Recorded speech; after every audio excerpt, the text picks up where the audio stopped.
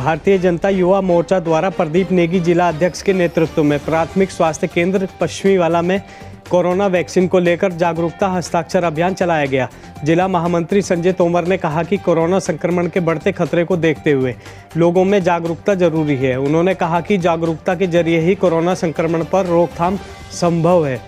उन्होंने लोगों से अपील की कि संक्रमण के बढ़ते खतरे को देखते हुए मास्क अवश्य लगाएं, साथ ही आपस में सोशल डिस्टेंसिंग का पालन करें। इस दौरान उन्होंने लोगों से कोविड का टीका लगवाने की भी अपील की। इस मौके पर चिराग गुलेरिया, मनीष रावत, रवि राणा, अमित चौहान, संदीप ठाकुर, विनायक नोटियाल, सुभाष रावत, सारांश डोगरा, आकाश गुलेरिया आदि मौजूद रहे। तहसील क्षेत्र विकासनगर में इन दिनों उप खनिज के अवैध भंडारण का कार्य जोरों पर है। आलम यह है कि खनन माफियाओं ने तहसील कार्यालय विकासनगर से महज कुछ ही दूरी पर बाबूगढ़ में अवैध भंडारण कर दिया है और तहसील प्रशासन को इस बात की अभी तक भनक ही नहीं है। बता दें कि 2 दिन पहले ही नवाबगढ़ में खनन माफियाओं के द्वारा खेतों में भंडारण की खबर प्रमुखता से प्रसारित की थी, जिसके बाद हमें फ़ोन पर बाबूगढ़ क्षेत्र में अवैध भंडारण के बारे में स्थानीय लोगों के द्वारा जानकारी दी गई। वहीं तहसील प्रशासन को खनन माफियाओं की इस कारगुजारी का पता तक ही नहीं है।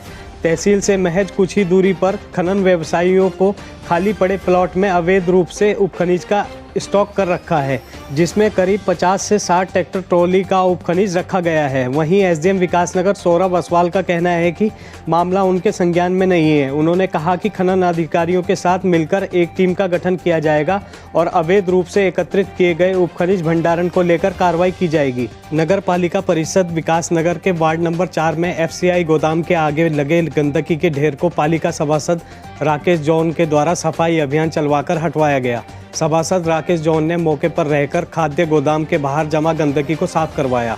उन्होंने स्थानीय लोगों से जगह जगह गंदगी न फैलाने की भी अपील की। इस मौके पर अमरीक सिंह, मनीष आदि मौजूद रहे। बता दें कि वार्ड नंबर 4 में एफसीआई गोदाम के आगे हमेशा ही गंदगी का ढेर जमा रहता है। चक्राता तहसील के सेंज व कुनेन गांव में बुधवार को बारिश के साथ जमकर ओलावृष्टि होने से किसानों की फसलों को काफ़ी नुकसान पहुंचा है।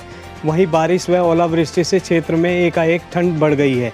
ओलावृष्टि से किसानों की मटर, टमाटर, गेहूं के साथ ही फलदार फसल आड़ू व सेब को भी नुकसान पहुंचा है। पीड़ित काश्तकारों ने मामले की शिकायत तहसील प्रशासन से कर मुआवजे की मांग की है।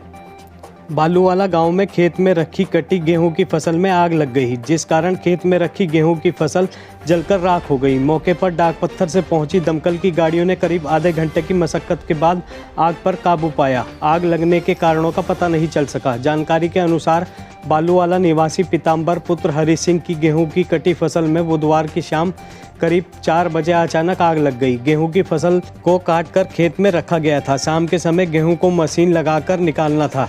भाजपा के मंडल महामंत्री मोहित शर्मा ने आग लगने की सूचना डाक पत्थर दमकल विभाग को दी। करीब आधे घंटे की मशक्कत के बाद दमकल विभाग ने आग पर काबू पाया, लेकिन तब तक गेहूं की फसल जलकर राख हो गई। वहीं पीड़ित किसान ने तहसील प्रशासन से मुआवजे की गुहार लगाई है।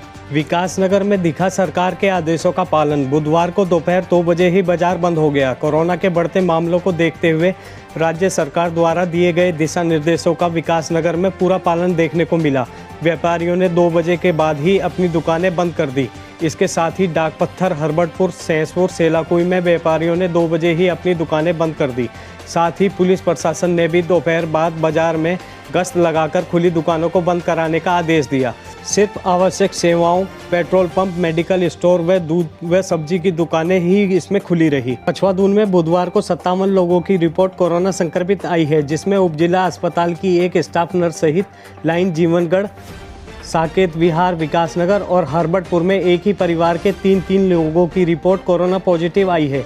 इसके अलावा बदामावाला मार्ग, दिनकर विहार, ढालीपुर, चिरंजीपुर, मेन बाजार विकासनगर, डाक पत्थर, डुमेट, बंसीपुर, बाड़वाला, जुड्डो में एक कोरोना संक्रमित मिला है। इसके अलावा सीएससी चक्राता में एक स्वास्थ्यकर्मी, कालसी क्षेत्र के 2 व्यक्ति और ट्यूनी में 3 लोग कोरोना संक्रमित पाए हैं। इसके अलावा सेलाकुई में 2, सहसपुर से 1, प्रेमनगर से 10 लोग कोरोना संक्रमित मिले हैं। वहीं कालसी क्षेत्र में 15 लोगों की रिपोर्ट कोरोना संक्रमित आई है।